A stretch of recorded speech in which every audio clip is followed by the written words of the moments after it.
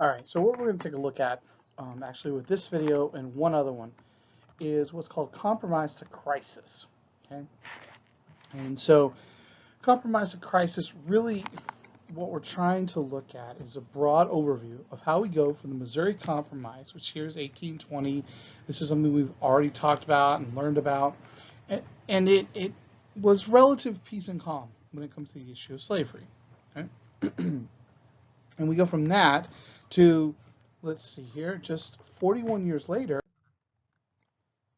and we have the country broken into.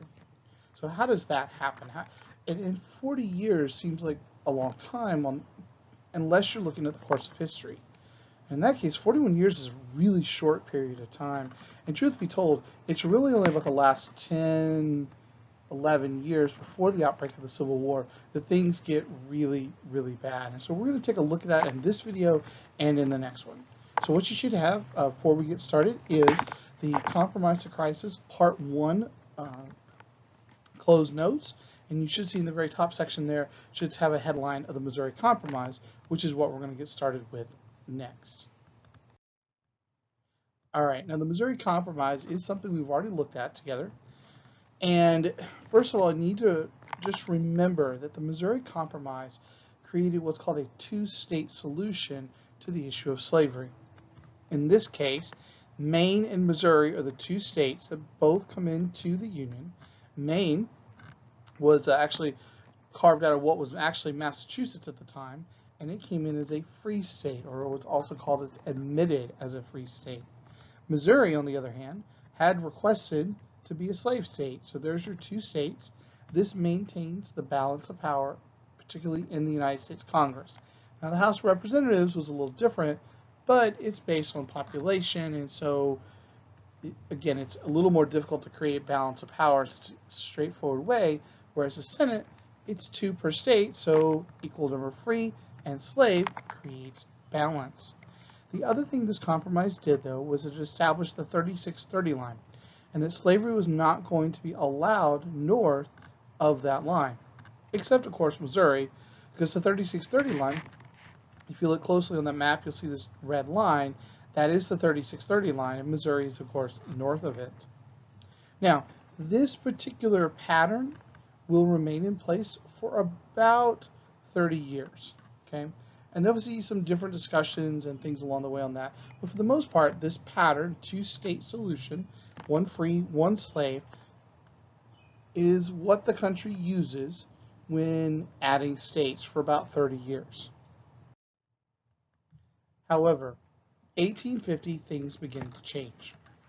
Now, the change actually begins with the Mexican Cession, which was actually in 1848. That was the acquisition of land. It's one of those pieces we talked about with Manifest Destiny. Now, this added about 500,000 square miles of territory to the U.S., which is quite a bit. On top of that, they had to answer the question, would they allow slavery throughout this new territory? So this territory wasn't technically, would it have been involved in the Missouri Compromise? Well, hard to know for sure, but what we do know, though, is that in March of 1850, California applied to become a state, and it had already banned slavery. So it's wanting to come in as a free state. Now, California had a rapid amount of population growth. So it's not like there was this other sort of waiting state somewhere in this Mexican Cession land that could have been coming as a slave state to maintain the pattern established by the Missouri Compromise. So now the question is, what do you do? California's done everything, and it's legitimately asking and pushing on the question of, well, why can't we just come in as a state? You know, why do we have to keep doing this, right? In comes Mr. Henry Clay. Now, Henry Clay is known as the Great Compromiser, and he will eventually introduce the Compromise of 1850 to try to keep the peace. Now, one of the other reasons that this is becoming such a bigger and bigger issue is you have a growing anti-slavery sentiment in the North. Okay, this is part, we talk about reform movements, so this is a part of the abolitionist reform movement, and so maintaining the status quo, the two-state solution, really was going to be even more difficult because of this as well. Now, when we talk about a compromise, it's important to remember that everyone gets something, but nobody gets everything. And the balance to a good compromise is making sure that both sides are happy enough with the final resolution to not create more problems or to just accept it and move on. And this is kind of where the Compromise of 1850 fails or breaks down, is on this sort of last point.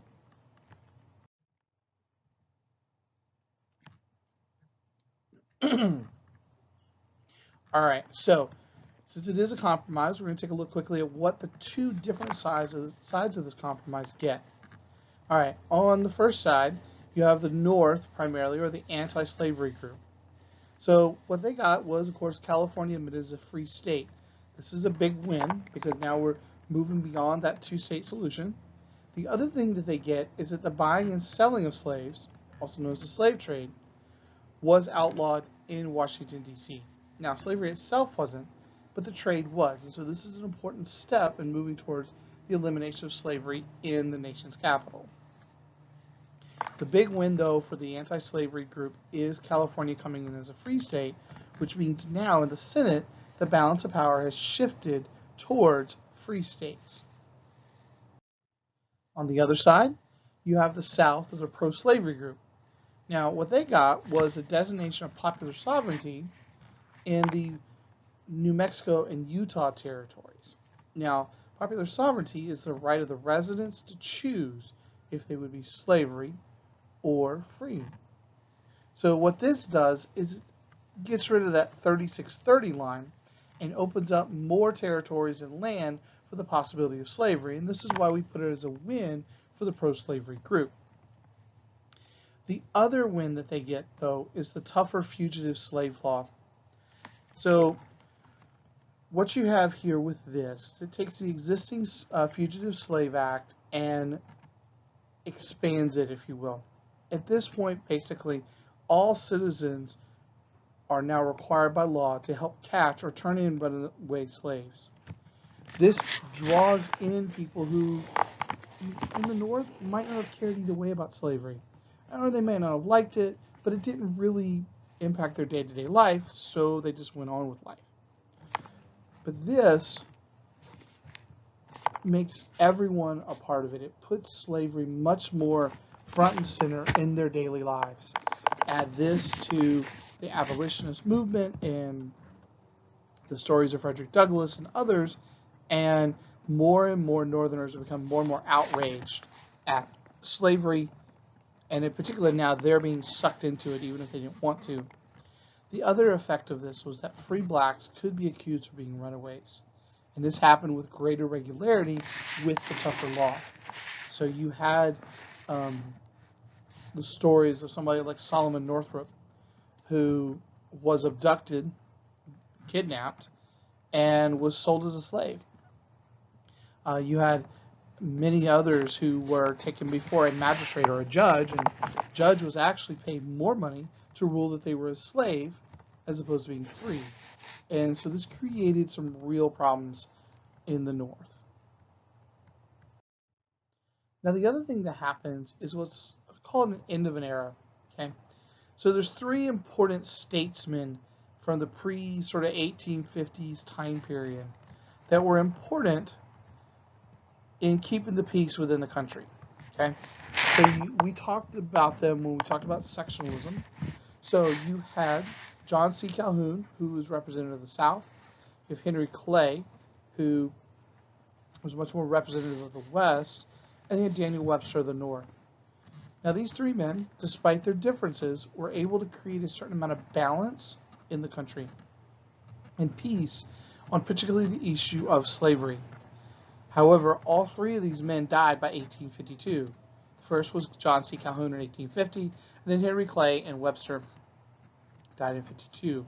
And so with them going either by death or just simply by getting older and more frail, they move out, so to speak, in terms of power, and the next generation that comes along, as far as your leaders, are two things. One, they are more extreme in both how pro-slavery they are or how anti-slavery they are. And two, they're simply not as good at finding ways to compromise and getting that done. So you have those two forces combining, and we really see this when we get to the Kansas-Nebraska Act. Now, the Kansas-Nebraska Act was put together and signed in 1854. Now, it was introduced by a man named Stephen Douglas. He was an Illinois senator, and for his own personal reasons, which we won't really get into, he proposed taking some of the western lands and dividing them into the Kansas and Nebraska territories. Okay? So, to get the South on board with this, he really suggested just getting rid of the Missouri Compromise ban on slavery. So the first sort of chipping away of that happened in the Compromise of 1850, and just a few years later, Stephen Douglas is just proposing totally getting rid of it. Okay, and that's how he's again getting the South on board, and what they get is the idea of, ooh, now there's more territory with the possibility of being slave.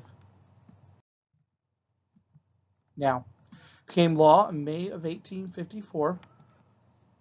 And this creates the Kansas and Nebraska territories with popular sovereignty to decide the issue of slavery in each territory, which sounds really good. I mean, to be honest, oh, just let the people decide, right? But there's ramifications or effects of that, which we'll take a look at here in a minute.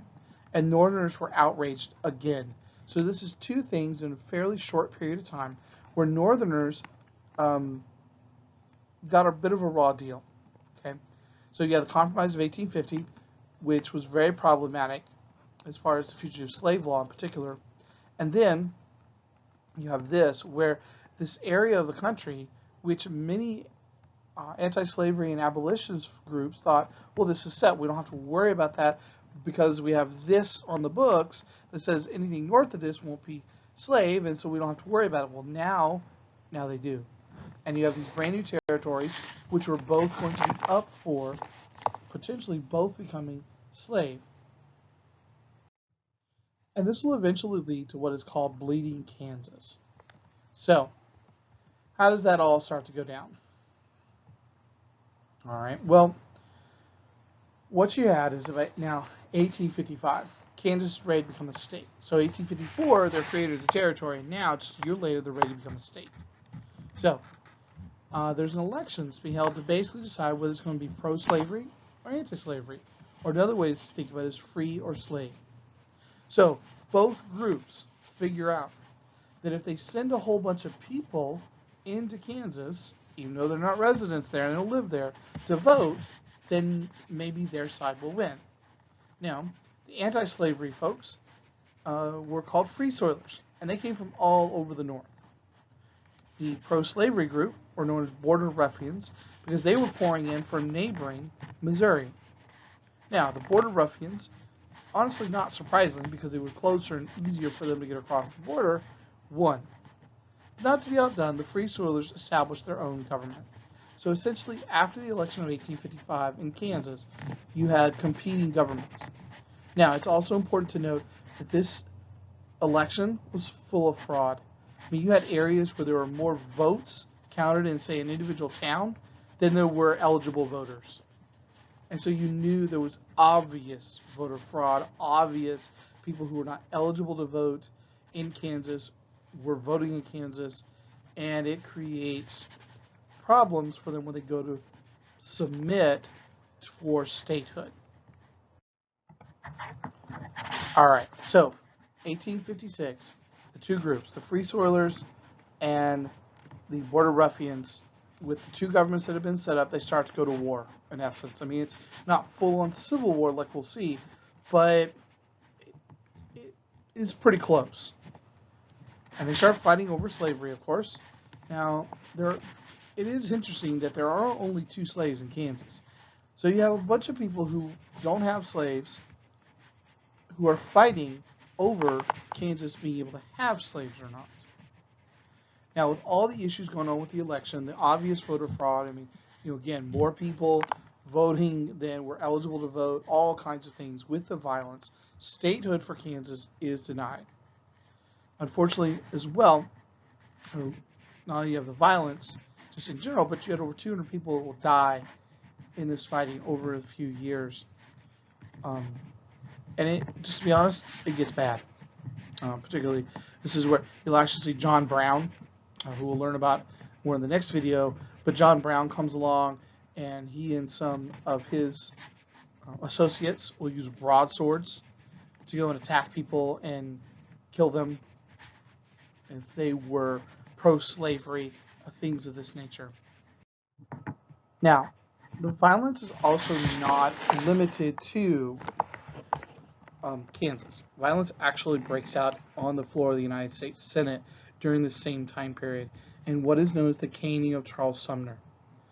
And so there is actually a separate video for you to simply watch and learn about what happens to Charles Sumner to sort of wrap up this first piece of how we move from that, again, from that compromise to crisis. Right? So make sure you definitely watch the caning of Charles Sumner. Once you get that done, then you'll want to go ahead and go on to part 2 of the compromise to crisis video.